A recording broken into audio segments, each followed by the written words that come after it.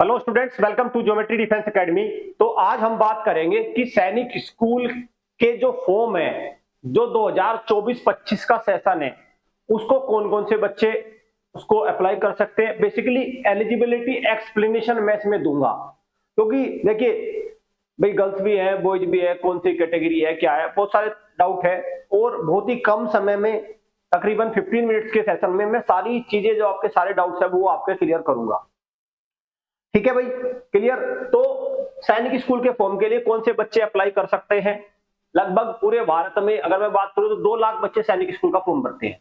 ये जो इस बार निकल के आया है, 2 लाख बच्चे हर साल सैनिक स्कूल प्रवेश परीक्षा में बैठते हैं, ये आपको पता होना चाहिए। ठीक है। और उसमें सरकारी सैनिक स्कूल में कितने बच्चे सिलेक्ट होते हैं? सरकारी सैनिक स्कूल में लगभग 3,500 से 4,000 बच्चे अपनी सीट कंफर्म कर पाते हैं। मतलब वही 96-97% बच्चे उसमें रह जाते हैं। ठीक है, चलिए चैनल को सब्सक्राइब कर लो, बेल आइकन पे क्लिक कर लो। तो हम पॉइंट वाइज पॉइंट देखेंगे। सबसे पहले जानते हैं सैनिक स्कूल है क्या। थोड़ा थोड़ा सारा आइडिया दूंगा मैं, क्योंकि आजकल इसमें ना कुछ बहरूपीय सैनिक स्कूल भी आ गए हैं, तो सावधान जरा उनपे रहना है। ठीक है, क्योंकि उनका कुछ पता सता है नहीं, अब ना वो भी एक आ गया है, तो पेरेंट्स को ये भी जा देखो। जो सैनिक स्कूल सोसाइटी है, सैनिक स्कूल सोसाइटी, ये क्या है भाई? एक एजेंसी है सैनिक स्कूल सोसाइटी। सैनिक स्कूल सोसाइटी ने, देखो, जो ये सैनिक स्कूल सोसाइटी है, सैनिक स्कूल सोसाइटी किसके अंदर है? सैनिक स्कूल सोसाइटी लिख रहा हूं, SSS, सैनिक स्कूल सोसाइटी। ये है आपका मिनिस्ट्री ऑफ डिफेंस के अंदर। ठीक है, ये एक ऑटोनोमस एजेंसी है जो जो एफिलिएशन देती है सैनिक स्कूल को। तो इसने कुल मिला के कितने सरकारी सैनिक स्कूलों को एफिलिएशन दे रखी है, मान्यता दे रखी है? सरकारी सैनिक स्कूलों की बात कर रहा हूं मैं। ठीक है, सरकारी सैनिक स्कूल कितने हैं भाई टोटल?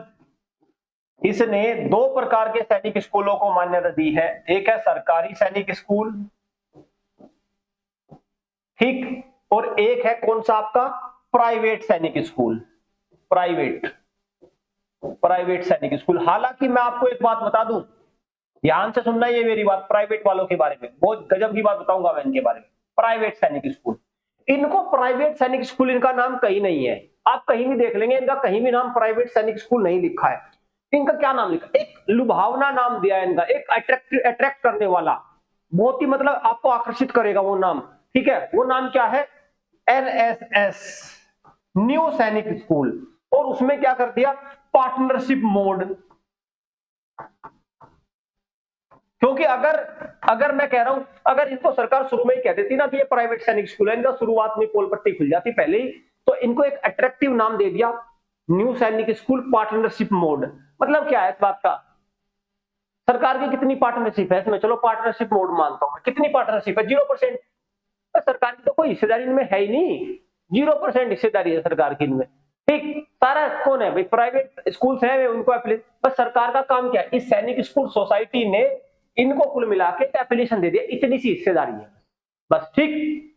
और जो ये सैनिक स्कूल है, ये सैनिक स्कूल है पूरी तरह सरकार के, पूरी तरह सरकार इनको गवर्न करती है, चलाती है।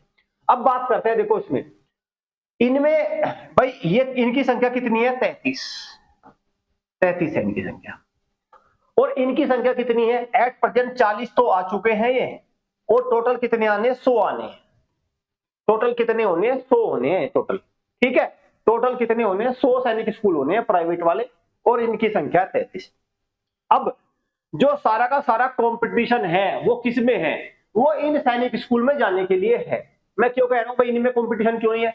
क्योंकि इनमें तो ये मान के चलो कि आप सैनिक स्कूल प्रवेश परीक्षा बच्चा देने गया और उसने क्वालिफाई किया, और क्वालिफाई करने का आप मतलब समझते हो, तो अपना काम तमाम हो जाएगा। ठीक है, अपना उसको उसमें एडमिशन मिल जाएगा। क्लियर है भाई? ठीक है, अच्छा। अब हम बात करते हैं, चलो अब थोड़ा सा हम एलिजिबिलिटी एक्सपीरियंस की बात करते हैं।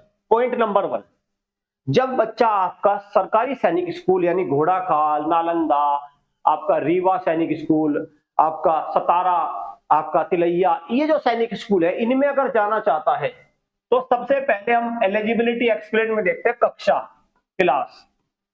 और जब मैं ये एलिजिबिलिटी एक्सप्लेनेशन बता रहा हूं, मैं कौन सी वर्ष का बता रहा हूं भाई? इसी साल का बता रहा हूं भाई। इस साल जो आपका 28 जनवरी 2025, मतलब जनवरी 2025 में एग्जाम होगा, उसमें कौन कौन बैठेगा? ठीक है, कक्षा। तो उसमें क्या होना चाहिए बच्चा? कक्षा 5 में, 5th में पढ़ रहा हो, ठीक है, अभी 5वीं में पढ़ रहा हो या 6 में आ गया हो, 6th में आ गया हो, ठीक है, 6th में आ गया हो। बहुत सारे पेरेंट्स को ये डाउट रहता है कि सर मेरा बच्चा तो 5वीं पास कर ली, क्या वो अब सैनिक स्कूल का पेपर दे पाएगा? हाँ भाई दे पाएगा। पहला मापदंड ये है कक्षा 5 में हो, 5वीं पास कर चुका हो, कक्षा 6 में हो, दोनों बातें लागू है। ठीक, पॉइंट नंबर 1 हो गया ये। हो गया भाई क्लास वाला डाउट दूर हो गया। अच्छा ठीक है, दूसरा आता है जो सबसे इंपॉर्टेंट फैक्टर मानता हूं, वो है डेट ऑफ बर्थ का। पॉइंट नंबर 2 क्या है? डेट ऑफ बर्थ, जन्म तिथि। डेट ऑफ बर्थ कि बच्चे की उम्र कितनी होनी चाहिए, इसको बोलते हैं जन्म तिथि। जन्म तिथि कितनी होनी चाहिए भाई? जन्म तिथि होनी चाहिए आपका, इस बार के लिए बता रहा हूं, इस बार का ध्यान रखें क्योंकि अगली साल के लिए अगली बार देखेंगे भाई, इस बार की बात करते हैं। 1 अप्रैल 2012 से लेके, सॉरी मैं यहाँ पे आपको एक थोड़ा चेंज करूंगा भाई, मैं पिछले वाली बात पे आऊंगा। यहाँ पे ये तो मैंने कक्षा 6 की बताई है, ठीक है, कक्षा 6 की बताई है, मैं कक्षा 9 की भी यहां लिख देता हूं। कक्षा 9 में ये केस क्या होगा? कक्षा 9 में हो जाएगा यहाँ पे 8वीं, यहीं पे लिख देते हैं 8वीं में पढ़ रहा हो, 8th में या 8th पास। फिर बात ये भी आती है कि सर 8th में पढ़ रहा है, 8th में पास, फिर वो 9th क्लास का उसका बोर्ड का एप्लीकेशन, ऐसा कुछ नहीं होता। आपको वहां पे देखो, जब सैनिक स्कूल में आपका एडमिशन होता है ना, वहां पे आपको 8वीं पास की टीसी देनी है। सीधी सी बात ये है, सीधी सच्ची बात ये है कि आपको वहां पे 8वीं पास की टीसी देनी है। अब 8वीं पास की पहले 1 साल पहले की टीसी होगी या प्रेजेंट ईयर की, दोनों चलेंगी। तो ये है 9th क्लास के लिए, 8 अपीयर और 8 पास, ठीक है भाई, क्लियर हो गया ना? ये 9th के लिए। अब आओ यहाँ पे 9th कर देता हूं मैं, फिर आप कहोगे 9 हो गया, ठीक है। अच्छा, दूसरे आओ जन्म तिथि। एक तरफ मैं कक्षा 6 की लिखूंगा और नीचे लिखूंगा कक्षा 9 की, है ना। कक्षा 6 में आओ, कक्षा 6 में जन्म तिथि कितनी होनी चाहिए? जन्म तिथि होनी चाहिए कक्षा 6 के लिए, इस बार का पेपर जब देगा, इसकी बात कर रहा हूं मैं, सिर्फ इस सेशन की बात करूंगा, आने वाला जो जनवरी 2025 में एग्जाम होगा या दिसंबर 2024 में, अभी आने वाला साल है, इसकी बात करेंगे। तो कितनी होनी चाहिए जन्म तिथि? जन्म तिथि होनी चाहिए 1 अप्रैल 2013 से 31 मार्च 2015। और ये दोनों दिन सम्मिलित हैं, 1 अप्रैल वाला भी और ये भी। ये जन्म तिथि अगर आपकी पड़ रही है तब आपका बच्चा फॉर्म भर पाएगा, मतलब 1 अप्रैल 2013 से 31 मार्च 2015 तक, ठीक है। अब बात करो इसकी कक्षा 9 की। 1 अप्रैल 2010 से 31 मार्च 2015, सॉरी 12, ठीक है भाई, ये होना चाहिए, ठीक है। 1 अप्रैल 2010 से 31 मार्च 2012, और ये दोनों शामिल है दिन। हो गया जन्म तिथि भी। नंबर 2, ठीक है। नंबर 3, अब आते हैं नंबर 3 पे, ठीक है भाई, नंबर 3 पे आते हैं। नंबर 3 है भाई, ये डाउट आता है कि जेंडर, मतलब जेंडर क्या होना चाहिए? बच्चा मेल भर पाएंगे, बहुत सारे, मेरी बच्ची है, मेरी बेटी है, ठीक है, वो भर पाएगी, मेरा लड़का है वो भर पाएगा। तो इस बार कक्षा 6 में कौन फॉर्म भर सकता है? कक्षा 6 में फॉर्म भर सकते हैं बॉयज भी भर सकते हैं और गर्ल्स भी भर सकते हैं, ठीक, बॉयज और गर्ल्स दोनों भर सकते हैं। अब बात करते हैं कक्षा 9 की। कक्षा 9 की बात करते हैं भी। कक्षा 9 में अब से इस साल से पहले तक गर्ल्स अलाउ नहीं थी, लेकिन अब बॉयज भी अलाउ हैं और गर्ल्स भी अलाउ हैं। तो मतलब गर्ल्स भी फॉर्म भर सकती है, बॉयज भी। इसलिए इस बार क्या हुआ, देखिए जो सैनिक स्कूल के फॉर्म भरे गए ना, उसमें सैनिक स्कूल में कक्षा 9 की संख्या 50,000 के आसपास हो गई, क्योंकि उसमें लगभग 8-10 हजार गर्ल्स भी आ गई, इसलिए वो 40 से जो 50 का आंकड़ा बढ़ा। कुछ तो हालांकि कंपटीशन बढ़ रहा है, लेकिन कुछ ये भी कारण है कि भाई गर्ल्स भी इस बार 9th में अपेयर हुई, तो जिस कारण से ये आंकड़ा कक्षा 9th में फॉर्म भरने वालों का कहां चला गया, आपका 50,000 के आसपास चला गया। ठीक है, क्लियर है, हो गया। चलिए अब आता है एक और कारण, क्या फिजिकली दिव्यांग बच्चे, फिजिकली डिसेबल्ड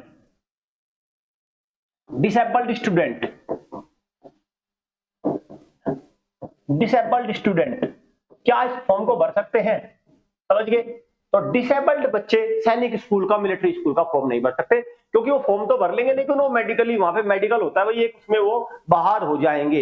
ये है आपका, ठीक है, ये हो गया। अब अगला सवाल आता है किस किस कैटेगरी के बच्चे फॉर्म भर सकते हैं, मतलब रिजर्वेशन किस किस का मिलता है। देखो वो जो आपका ये है नकली सैनिक स्कूल वाले, पार्टनरशिप मोड, प्राइवेट सैनिक स्कूल पार्टनरशिप मोड, इनमें तो रिजर्वेशन कुछ है नहीं, खत्म है इसमें तो, इसमें तो है जीरो रिजर्वेशन। लेकिन मैं बात करता हूं सरकारी सैनिक स्कूल की, तो देखो कौन कौन सी कैटेगरी का रिजर्वेशन है भाई। एक तो जनरल कैटेगरी होती है, इसमें जनरल कैटेगरी है। दूसरा इसमें ओबीसी, ठीक है। तीसरा इसमें एससी भर सकता है, एसटी भर सकता है और डिफेंस भर सकता है।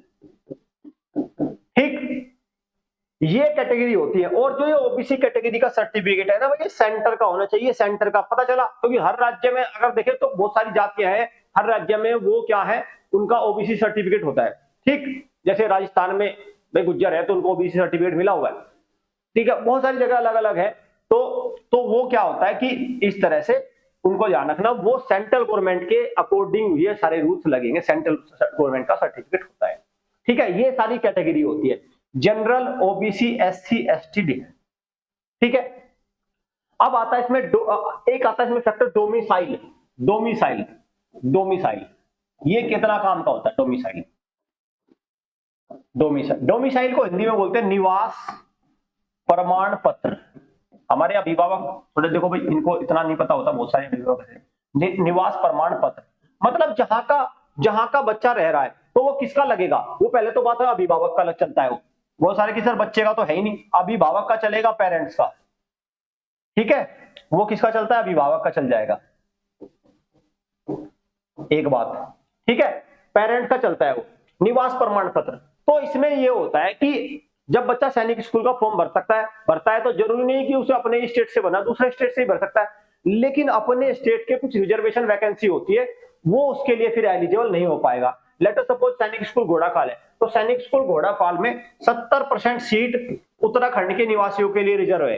तो अगर आपके पास उत्तराखंड का डोमिसाइल नहीं है तो इन 70% पे आप दावा नहीं कर सकते, तब आप एक अदर स्टेट के बच्चे माने जाएंगे, तब आपका दावा केवल 30% पे रहेगा। ठीक है, केवल 30% पे रहेगा। तो डोमिसाइल का ये फर्क पड़ता है। ठीक है भाई, अच्छा अब आता है इसके फॉर्म और फॉर्म फीस। फॉर्म कब आएंगे? बहुत बड़ा सवाल है वैसे, फॉर्म कब आएंगे? फॉर्म कब आते हैं सैनिक स्कूल के? ठीक है भाई, फॉर्म कब आएंगे?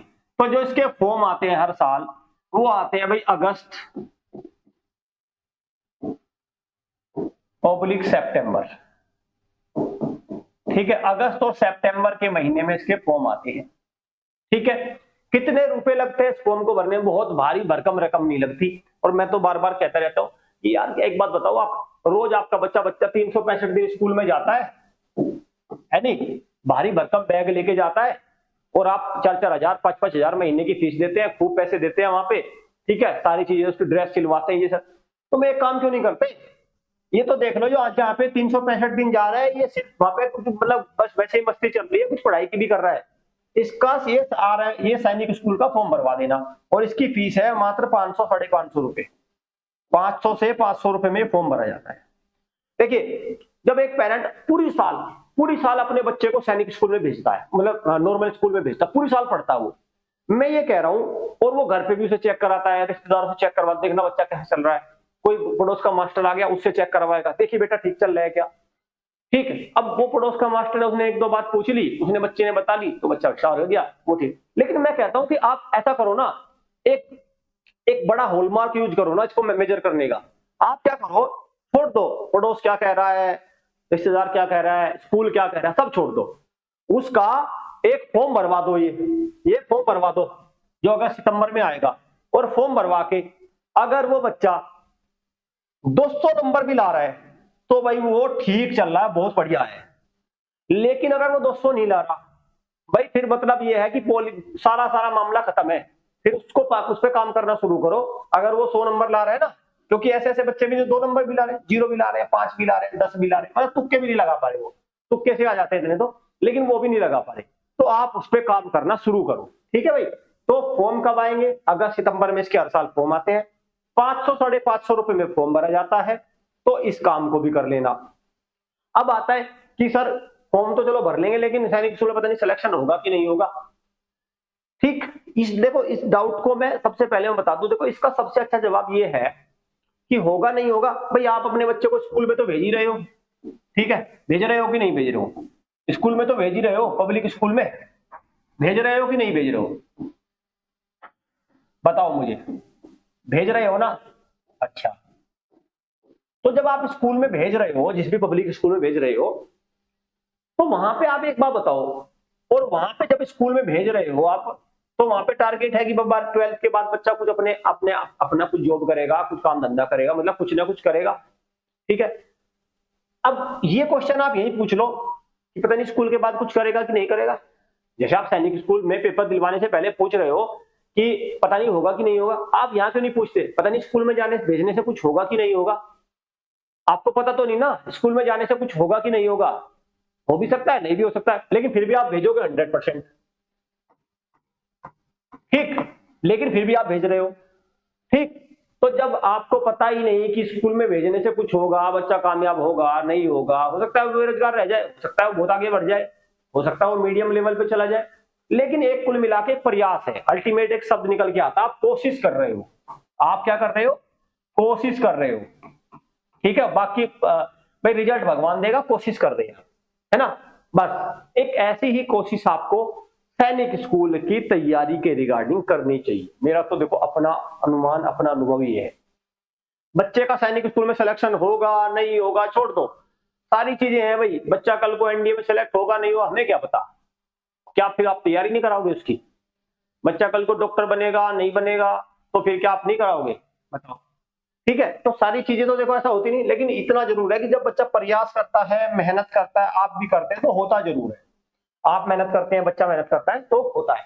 तो अब बात आती है इसकी तैयारी की। देखो इसकी तैयारी, पहले मैं यहाँ पे एक बात स्पष्ट कर दूं, इसकी तैयारी 2 दिन में 1 महीने में कुछ नहीं होता। आप बहुत सारे देखते हैं सर मैंने 1 महीना तैयारी कर दी, अरे कुछ नहीं करते, 1 महीना तैयारी करी थी, वो दिन रात पढ़ाई करते रहते हैं और दूसरे बच्चों को गुमराह करते हैं कि हमने 1 महीना अपने बच्चे को तैयारी करी, जबकि जबकि 4-4 साल से मैं देखे ऐसे ऐसे पेरेंट्स हैं जो अपने बच्चों को 4-4 साल से रगड़ते रहते हैं, ठीक है, और बताते 1 महीने तैयारी करी। कुछ नहीं है 1 महीने वाला कॉन्सेप्ट ये आपको गुमराह करने वाला कंसेप्ट है। इसके चक्कर में मत आ जाना कि उसने 1 महीना तैयारी करके निकाल लिया 2 महीने से। 1 महीना 2 महीना तैयारी कुछ नहीं होती, वो लगातार तैयारी करता रहते हैं और फिर आपको बताते हैं नहीं, ठीक। पहले तो इस कॉन्सेप्ट को बंद करो।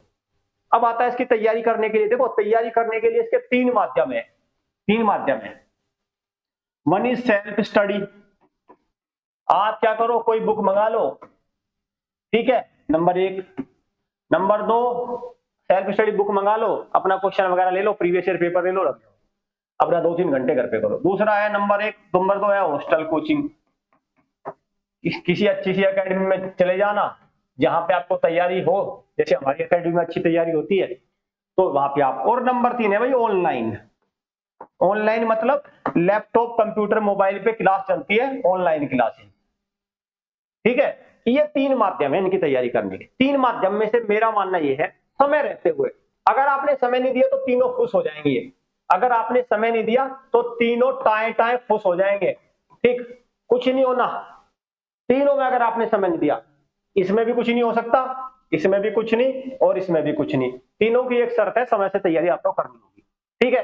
अब मैं आपको दिखा दूं भाई, देखो ऑफलाइन के माध्यम से तो हमारी एकेडमी है ही, आपको आप ज्वाइन कर सकते हैं हमारी एकेडमी को। ऑनलाइन के माध्यम से हमारे सैनिक स्कूल में कक्षा 6 और कक्षा 9 के लिए अलग अलग कोर्स है। देखो ये हमारा लाइव बैच है, चला हुआ है, इसमें 3 बार सिलेबस का रिवीजन होगा, अभी 1 बार के आसपास लगभग हो चुका है, ठीक है। सारी फैसिलिटी है इसमें, मॉक टेस्ट भी है इसमें, रिवीजन टेस्ट भी है, प्रैक्टिस है, लाइव सेशन है, डाउट सेशन है, लगभग पर डे 3 क्लासेज है इसमें, ठीक। तो सारी चीजें हैं। ये कक्षा 6 के लिए है और दिस इज कक्षा 9, दिस इज फॉर क्लास 9, ठीक है। तो इनमें से अपना इनको ज्वाइन कर लो। लाइव करना चाहते हैं, अकेडमी ज्वाइन करना चाहते हैं तो अकेडमी ज्वाइन कर लो। भाई जो भी चीजें हैं वो आपको शीघ्र अतिशीघ्र करनी होगी, जल्दी से जल्दी करनी होगी। ठीक है भाई, तो ये सारी चीजें हो गई। तो उम्मीद करता हूं कि सारी चीजें लगभग सारे डाउट सैनिक स्कूल के रिगार्डिंग आपके क्लियर हो गए होंगे। बस सर पे मेरा आपसे निवेदन है अभी से तैयारी करना, क्योंकि देखो 7-8 महीने का समय बचा है। पता क्या है, कम तैयारी करने में एक दिक्कत भी तो आती है। सबसे बड़े कम समय में तैयारी करने में ना मुझे जो सबसे बड़ा नुकसान लगता है, जिस बच्चे को मान के चलो 2 महीने की तैयारी का समय मिला, 2 महीने की, ध्यान से सुनना बात, 2 महीने की तैयारी का समय मिला और लेटर सपोज उस बच्चे के नंबर रह गए 150। आप ये बताओ मुझे, क्या ये बच्चा कमजोर था? जी नहीं, ये बच्चा कमजोर नहीं था ना, बच्चा कमजोर नहीं है। जिसके 2 महीने की तैयारी में 150 है, बच्चा तो ठीक है, बच्चा तो बिल्कुल फिट है, दुरुस्त है, चुस्त है, मस्त है। लेकिन फिर कमजोर कौन है?